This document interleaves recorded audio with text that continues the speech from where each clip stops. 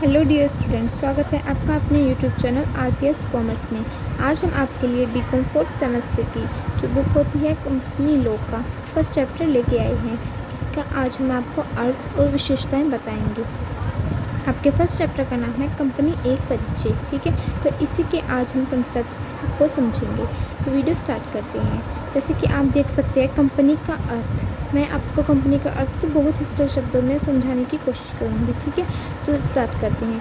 जैसे कि इसमें आपको बताना है कि कंपनी का अर्थ क्या है। ठीक है, तो मैं आपको बताती हूँ, ये तो आप नोट कर लीजिए या ध्यान से सुन लीजिए। ठीक है, कि आपको बता दूँ कि कंपनी से आश्चर्य व्यापारिक संगठन के ऐसे प्रारूप से है। ठीक है, यह कंपनी का आश्चर्य ऐसे संगठन से है जिसकी स्थापना व्यक्ति द्वारा लाभ कमाने के उद्देश्य से हुई। ठीक है, जिस कंपनी की स्थापना व्यक्तियों द्वारा लाभ कमाने के उद्देश्य से की गई हो। ठीक है, और उसके कुछ कानून के प्रावधान के अंतर्गत की जाती है। ठीक है, अब सरल आपको सिंपल लैंग्वेज में बताया जाए तो कंपनी से आश्चर्य व्यक्तियों के एक ऐसे समूह से है जिसका सामान्य उद्देश्य लाभ कमाना हो एवं जिसकी पूंजी हस्तांतरणशील सीमित दायित्व वाले अंशों में विभाजित होती है। ठीक है, कंपनी का कारोबार एक सार्वमुद्रा मुद्रा के अधीन संचालित होता है। ठीक है, और इसका पंजीकरण के बाद इसका अपना पृथक स्थायी अस्तित्व हो जाता है। कोई भी व्यक्ति कंपनी के ऊपर तथा कंपनी किसी भी व्यक्ति के ऊपर मुकदमा चला सकती है। ठीक है, अब मैं कंपनी का आपको सिंपल लैंग्वेज में बताऊँ कि कंपनी क्या होती है। तुम आपने देखो, आपने कुछ मित्रों रिश्तेदारों को तो आपस में बात करते सुना होगा कि आज हमें वहाँ पे जाना था, तुम साथ चलो, फिर साथ में कंपनी मिल जाएगी। तो जो सामान्य लोग होते हैं या सामान्य व्यक्ति होते हैं, उनके दृष्टिकोण में कंपनी का मतलब होता है साथ देना, यह सहयोग से होता है। ठीक है, जो कंपनी शब्द है वो लिटिन शब्द के कैम से लिया गया है। ठीक है, लिटिन शब्द के कैम का अर्थ होता है साथ साथ से। ठीक है,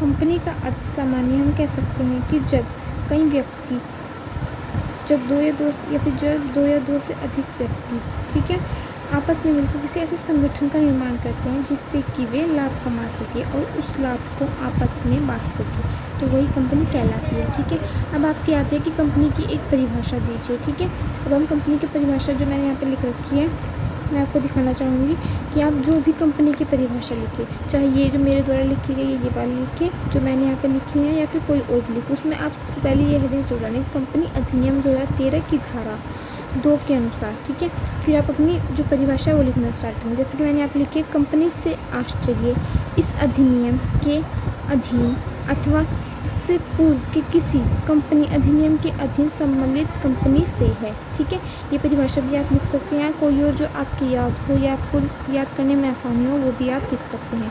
अब हम यहाँ पे डिस्कस करेंगे कि कंपनी की विशेषताएं क्या क्या होती है। ठीक है, जब भी आप कंपनी की विशेषताएं लिखना स्टार्ट करते हैं तो आपको ऐसी विशेषताएं की हेडिंग बनानी है, और हेडिंग में आपको लिखना है कि कंपनी की विशेषताएं निम्नलिखित हैं। फिर आपको अपनी विशेषताएं ऐसे 1 2 3 4 करके ऐसे लिखने, फिर बाद में इनको लिखने के बाद आपको इनको क्लियर करना है। ठीक है, एक जैसे कि आपने डाली सीमित दायित्व, आप यहाँ पर लिखेंगे सीमित दायित्व, फिर उसके बारे में जो भी आप 2 3 4 या 5 हेडिंग लिखना चाहें वो आप लिख सकते हैं। ठीक है, तो मैं आपको पहले बता देती हूँ सीमित दायित्व का क्या अर्थ है। जैसे कि आपको देख सकते हैं कि सीमित दायित्व का अर्थ होता है कंपनी के सदस्यों का दायित्व उनके द्वारा क्रय किए गए अंशों की राशि तक सीमित होता है। ठीक है, यानी कि जो सदस्य हैं उनका दायित्व वहीं तक सीमित होगा जहाँ तक उन्होंने अंशों की राशि तक सीमित होगा। अंशों की राशि जितनी होगी उतना ही उनका दायित्व होगा। ठीक है, फिर कंपनी अंशों द्वारा सीमित या गारंटी द्वारा सीमित हो सकती है। ठीक है, अंशों द्वारा सीमित कंपनी की दशा में कंपनी के सदस्यों का दायित्व उनके द्वारा लिए गए अंशों की अदत्त राशि तक ही सीमित होगा। अंत यदि किसी अंशधारी ने अपने अंशों की पूर्ण राशि का भुगतान कर दिया है, उनके जो उसने अंश खरीदे थे उसकी राशि का भुगतान कर दिया है, तो उसका कंपनी के प्रति कोई दायित्व नहीं होगा। ठीक है, यानी कि ये कहना चाह रहा है कि जो कंपनी होती है, ठीक है, उसके जो सदस्य होते हैं उनका दायित्व वहीं तक सीमित होगा जहाँ तक कि उन्होंने अंशों को ठीक है, यहाँ तक कि उन्होंने अंशों को प्राप्त किया होगा, इनके यहाँ तक कि दायित्व उनका अंशों के द्वारा जितने भी अंश उन्होंने क्रय किए होंगे उन्हीं के प्रति उनका दायित्व होगा। ठीक है, यदि उन्होंने किसी अंशधारी ने अपने अंशों की पूर्ण राशि का भुगतान कर दिया है तो उसका कंपनी के प्रति कोई दायित्व नहीं होगा। ठीक है, अब आपको आता है अपने यहाँ पे लिख दिया, जैसे कि यहाँ पे लिख दिया फर्स्ट हेडिंग सीमित दायित्व। ठीक है, दायित्व। अब आप यहाँ से नहीं, यहाँ से मत लिखना, यहाँ से 2-3 लाइन लिखी, फिर इसको यहाँ से स्टार्ट करना। ठीक है, फिर आपने जैसे कि आपसे जितनी बनी आपने यहाँ तक लिख दी, फिर यहाँ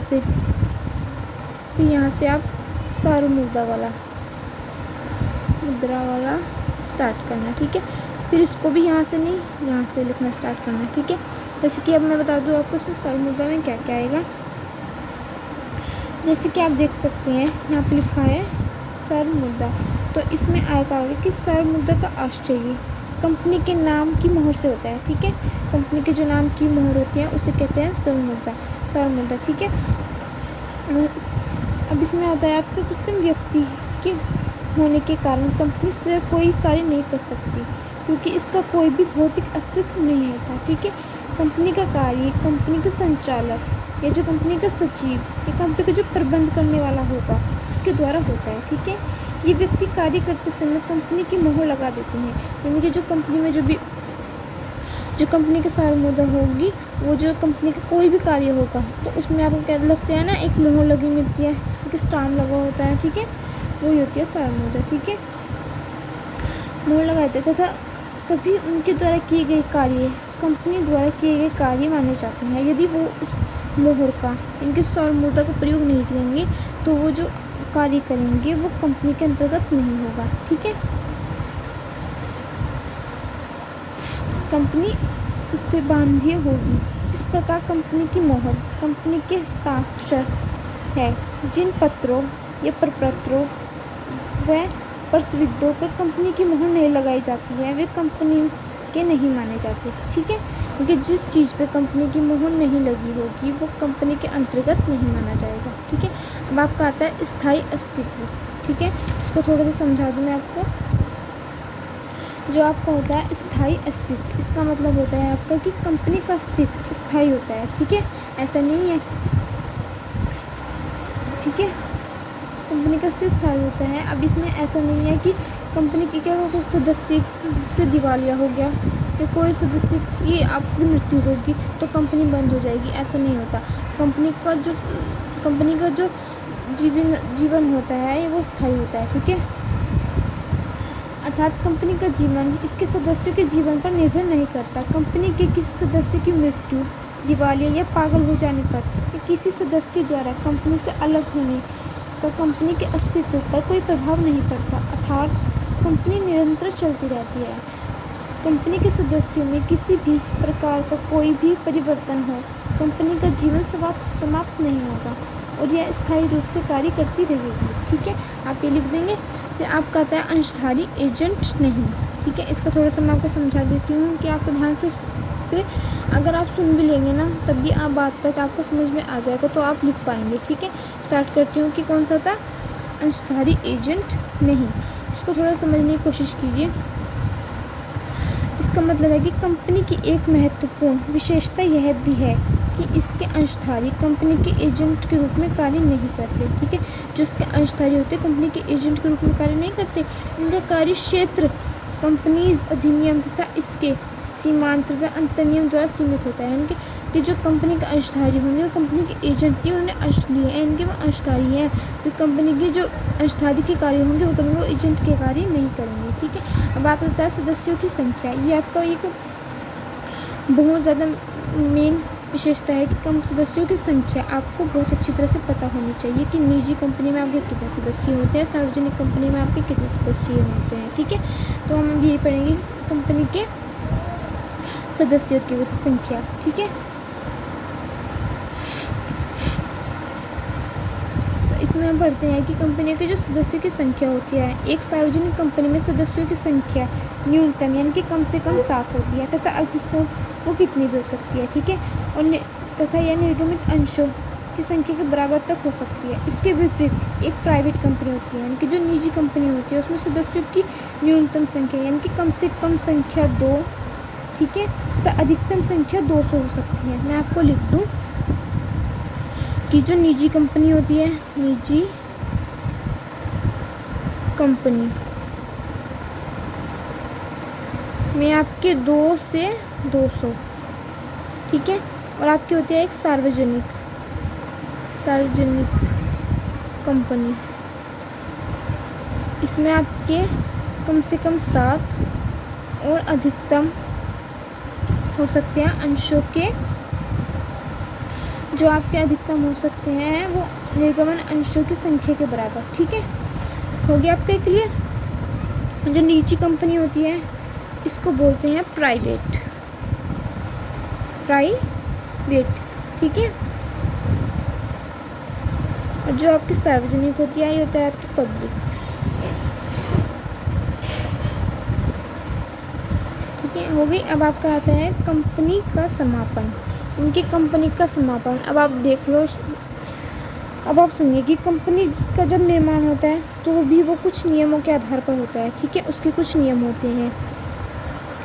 और जब कंपनी का समापन होता है तो वो भी कुछ अधिनियमों के आधार पर ही होता है, जिसे हम समझेंगे। जिस प्रकार एक कंपनी निर्माण अधिनियम के द्वारा होता है उसी प्रकार कंपनी समापन भी कंपनी अधिनियम के वर्णित समापन की विधियों के द्वारा ही हो सकता है, ठीक है। अब यह लाभ के लिए ऐच्छिक संघ, ठीक है। अब इसको हम पढ़ेंगे कि लाभ के लिए ऐच्छिक संघ। इसमें मैं आपको बता देती हूँ भी